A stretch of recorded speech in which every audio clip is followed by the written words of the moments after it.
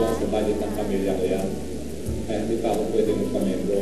At saka bukod pa ron, kung magpapamembro ako ngayon, wala pa akong ipapaliwanag sa tao kung paano itong product na ito, paano napapagaling.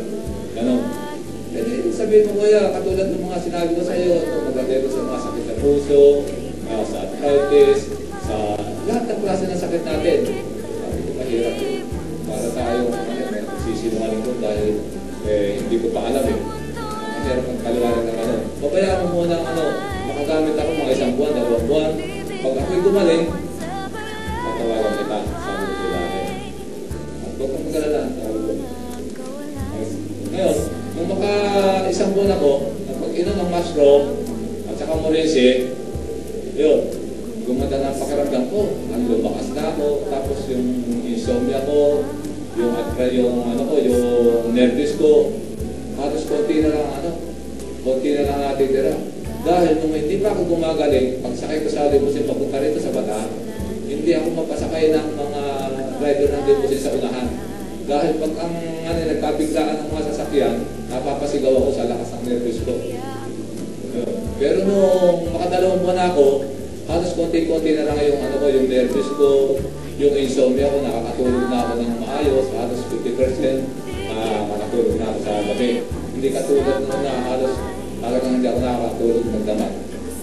Pero kinaya ko pa rin, alang-alang sa pamilya ko, at siguro sa tiwala ko sa Panginoon, binigyan pa rin ako ng lakas kahit na wala akong tulog, wala ako sa pagkain. Ayan. Nakaya ko pa rin yung trabaho ko. Ngayon, nung makadalawang buwan ako ng paggamit, yun. Tinuwagan ko na sila para magpamembro mo.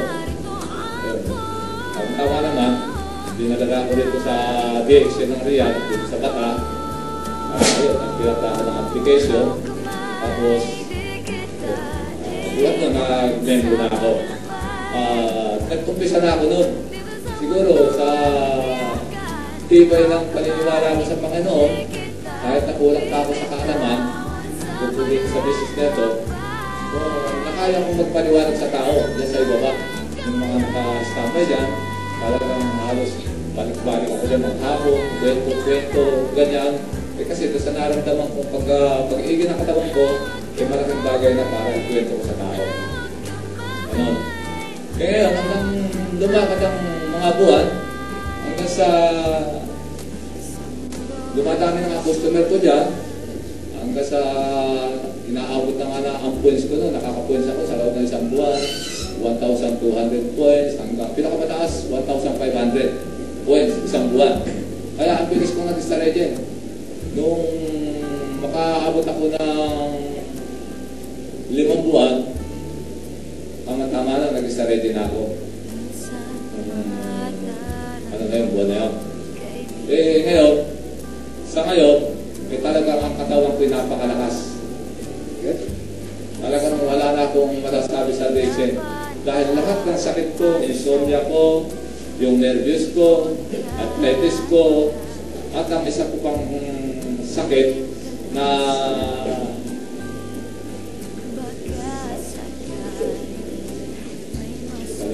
ang katawan ko ay talagang napakalakas na at ang sakit ko sa puso ay talagang maayos na.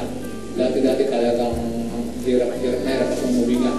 Lalo na pagka medyo naglalakad ako ng malayo, hindi na ako makahinga. Kaya malaki ang pasalamat ko sa DXN at sa lahat ng mga nasa itaas ko ngayon na inabutan ko rito sa DXN. Nagpapasalamat ako sa kanila na higit sa lahat sa Panginoon. Pangalawa, sa ating herbal. Pangatlo, sa lahat ng mga inabutan ko rito sa DXN. Mabuhay tayo lahat at ipagpatuloy natin ang ating business para tayo makatulong sa ating mga kababayan na may mga